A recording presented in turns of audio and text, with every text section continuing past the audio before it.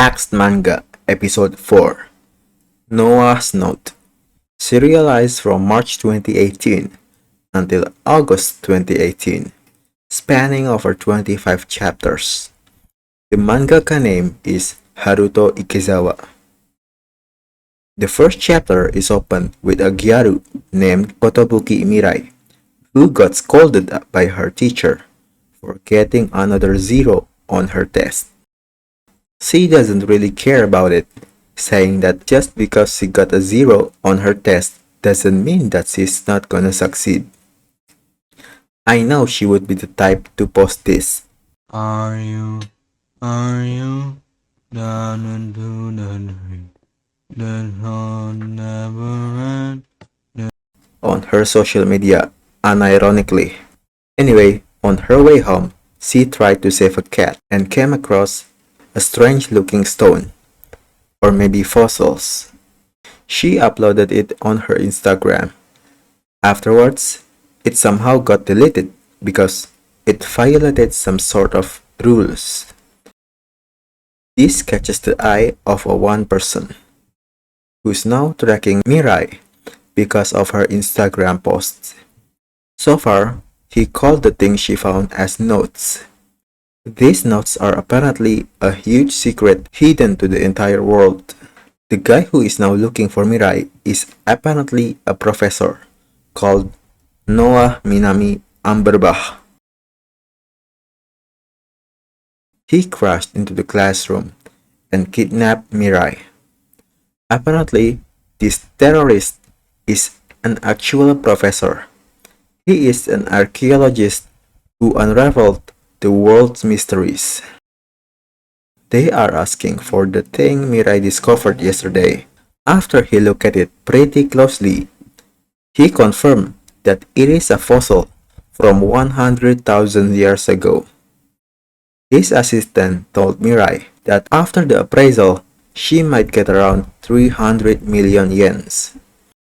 Mirai was very skeptical about the rock, saying it's just a garbage until the professor explained that it is from a human civilization 100,000 years ago. After putting a magnifying glass into it, Mirai saw that it is manufactured in the year 2022 AD. Reminder that the series took place in 2018, so it is a fossil that comes from the future. That's why they are called notes. After getting his interest dismissed by Mirai, Noah snapped and basically dragged her into his next excavation. It seems this professor is very trigger happy, as he would whip his gun very often. Noah brings Mirai to an excavation site hidden under the Yokohama station, where he explained that in this cave that was discovered decades ago, they found a keyhole, which Noah suspected is a door to an ancient futuristic city. Noah deduced that the fossil Mirai found might be the key to this keyhole. When they get to the keyhole, Noah gave the key to Mirai and told her to open it, because she was the one that found the key first. But rather than a place, it was some sort of a control panel. As Noah flipped the switch, a rumble starts, and the both of them get trapped inside. But it turns out it is an elevator that descends to the place further beneath. They then arrived at the ancient city, which is just the same city they were at a few minutes ago. But Noah said that this city is a ruin that happened 100,000 years into the future. So it is kind of a time loop. 100,000 years ago in 2022 AD, all of humanity was wiped out, and this is Noah's goal. He wants to collect relics from the first loop in order to learn what happened, then prevent it from happening again. It is another time loop series, but it is a very entertaining premise, wouldn't you think so? After a while, they found a diary from some middle-aged dude. As they read it, Mirai was surprised because everything in that note is 100% what happened in their current era.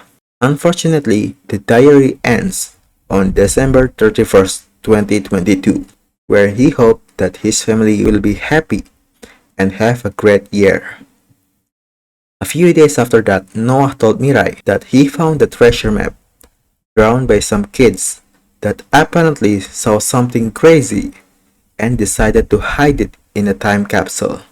Afterwards, both Mirai and Noah goes to Italy to find the time capsule that the missionary accidentally found in the 1600s.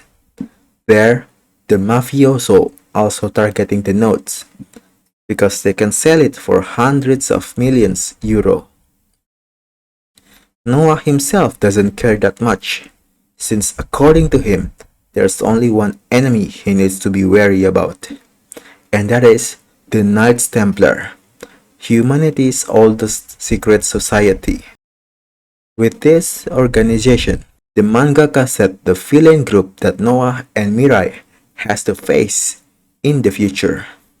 It's your usual shonen setup. And this one guy is quite strong, as he just beat up one mafia family in one chapter. After a bit of mouse and cat chase, the Knights Templar guy, who known as Monet, finally met with Noah. Oh yeah, I almost forgot. Monet also possessed a high note. Not that kind of a high note, but it is basically a technology or a tool or gadget that are created with future technology. In his case, it was a weapon that can unleash a high heat blast. And these Knights Templar, their goal is to let the loop happens, as they believed it's what the god intended. Long story short, Noah beat Monet and Noah get the powerful lighter. After that, Noah goes to find out more about stuff from 100,000 years ago. Nothing really worth mentioning happens. They also introduce 3 more Knights Templar. I must say, the female knights looks great. She also has high note embedded in her body that grants her super strength and super durability. And then, one of the Knights Templar destroyed an entire ancient city that Noah and friends wants to explore. But fortunately, the underground facility survives, where Noah found out the message that was left for an immortal dog that someone created long time ago. We also learned that Noah's professor was in trouble and sent letters to Noah, Lou, which is his friend, alongside all of the other alumni called arcs. When they got to Dubai, Mirai felt weird because she felt like she has been here before, which I find to be intriguing. But then, the next chapter, Noah deduced a theory that their professor might have gathered all of them to find the Atlantis, probably referring to a very developed city that vanishes. They did found it though, both the Atlantis and their professor. Mirai felt it again. She feels like she has met with this man. The professor then said, "It's been 100,000 years, Miss Kotobuki." Professor told them that he and Mirai has met many times. Just as Mirai got her memories back, the professor shot her on her stomach. He then explained that Mirai is an irregularity, an anomaly to the loop, because she was originally supposed to die in 2018. But in every loop, Mirai lived a happy long life. And this guy wants to prevent that. It is such a messy way to wrap up things in my opinion. Mirai, dying from the wound, said her last words to Noah, begging him to make her dreams of being a bride comes true. After telling Noah this, it looped again to the first chapter, but this time, she felt like she was missing something or forgetting something. But instead of finding the key, she found a notebook that says, "The professor is no longer on this earth."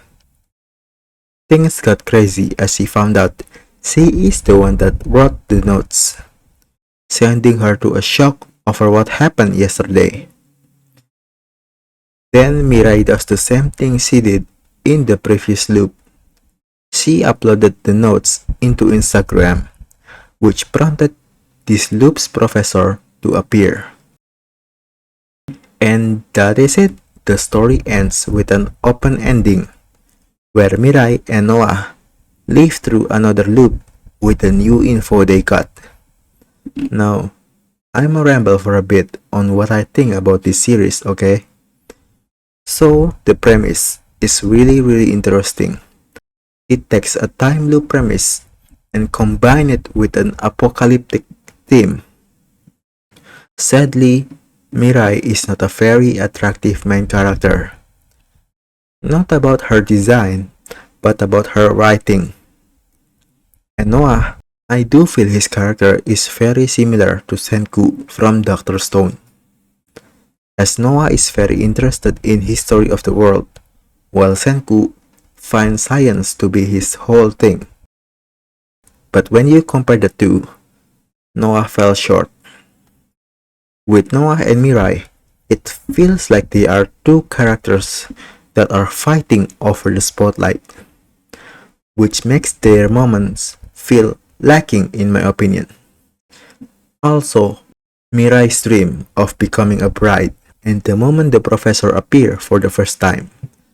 I know that they were supposed to be the main couple and it's going to have romance every now and then, proven by the final chapter and the line that both Mirai and Noah live happily in every loops.